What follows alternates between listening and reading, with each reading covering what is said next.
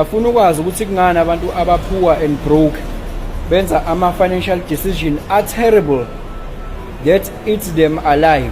Njengokuthi nje umuntu angathi go and opt for ama-unsecured loans azomkhokhisa u-50% noma u-60% irregardless.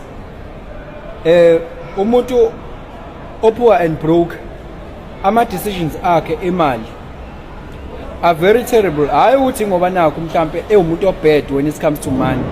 I-psychology lesikhuluma ngayo, yabo, ukusebenza kwengqondo, indaba kwenzeke lokhu kwenziwa ukuthi uba kwi-state of survival.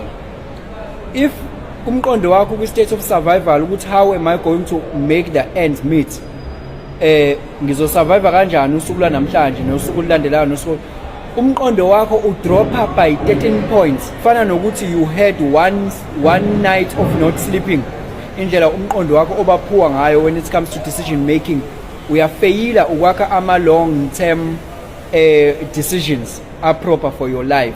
So you are concerned about the survival in the present moment. So that is why umthola ukuthi umuntu ukwi-situation vele imali ebhedayo kodwa umbone engena even more indaba inqondo yakhe ayisacabanga straight ngenxa lento engikhuluma ngayo ngalesi sikhathi. Ubingelelo changes akasha uthi ngenzeka noma yini noma inini noma kanjani noma ubani, ngoba impilo ayisiyona lento ocabanga ukuthi iyona. Possibilities are infinite in the universe. Your own consciousness is your own limitation. Kukude lapho esisuka khona futhi kukude lapho esiya khona. Beka phansi umoya ungatatazeli, uyabona ngane yakwethu. Hayi ukuthi ngoba nakho ubheda kangako ezimalini, hayi ngoba nakho mhlambe awufundisekile yini. Ukungafundiseki vele ikona ukuthatha kokubeka kuleso sigaba leso, ikona ukusithatha kusibeke esigabeni sokuthi simbe imigodi esingeke sisaphuma kuyo kwezezimali. I-financial literacy vele it's a course, kodwa ke ukunokuthi uzama indlela zokuphuma vele you make the situation worse, yabo. That's what happens, guaranteed. It's a surefire thing, and by that time they know, the financial service providers, they know ukuthi vele awusacabanga straight. Abantu abakwi-survival mode abacabanga straight.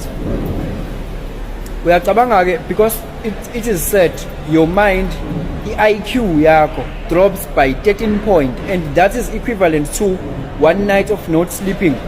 Ngokuthi wena nje ufrustrated ngokuthi i-rent uzoyikhokha kanjani, ufrustrated ukuthi ingane ziyakweleta i-stationary, ufrustrated ukuthi imoto ayikhokheliwe.